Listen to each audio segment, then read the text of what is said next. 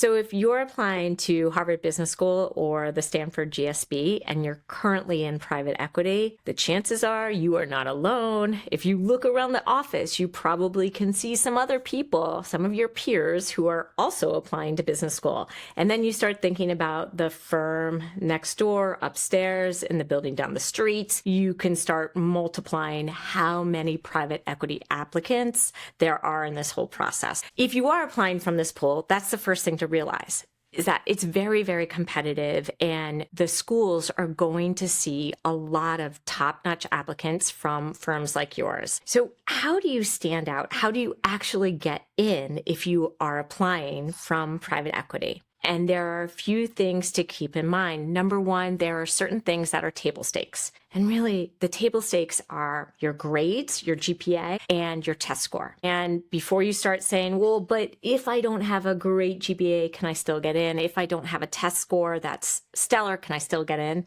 Yes, you can, but you will be the exception. So what is important is to say to yourself, well, look, I know here's what the school publishes as the average. Where do my stats line up? But then I want you to give that average you're looking at a little bit of a bump. And what I mean by that is that the schools really bank on private equity applicants to boost their average GPA and to boost their average GMAT or GRE. It's sort of an unfair burden that you have to bear in this process, but it's real.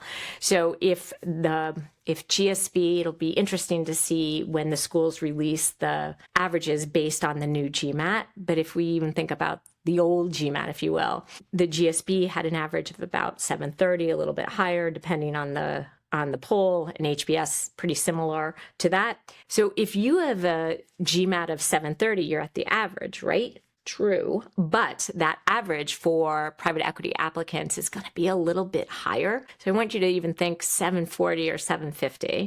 Those are the kind of numbers that you should target. And if you are at a 720 or 730, and again, you're going to have to translate these numbers to the new GMAT once those averages start coming out from the school. But let's just say a 685, 695 fits in that range.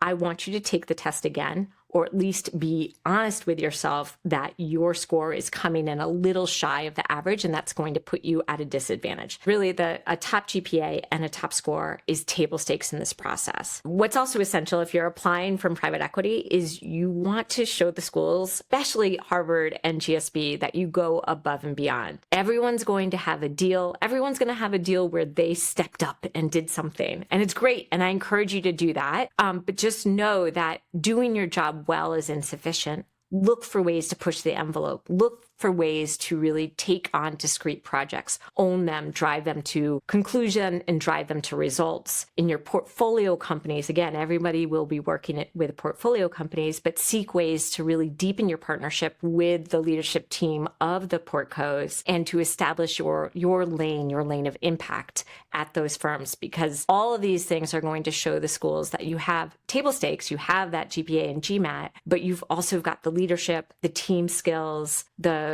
humility, the character to really rise to the top as a top performer at the firm, and therefore someone that they can see in the future being a leader to bank on. And if it sounds like I'm spending a lot of time focused on private equity applicants, that is because it's exactly what we do at Gatehouse. When I founded Gatehouse, it was all because of the competition that private equity applicants were really facing in this process.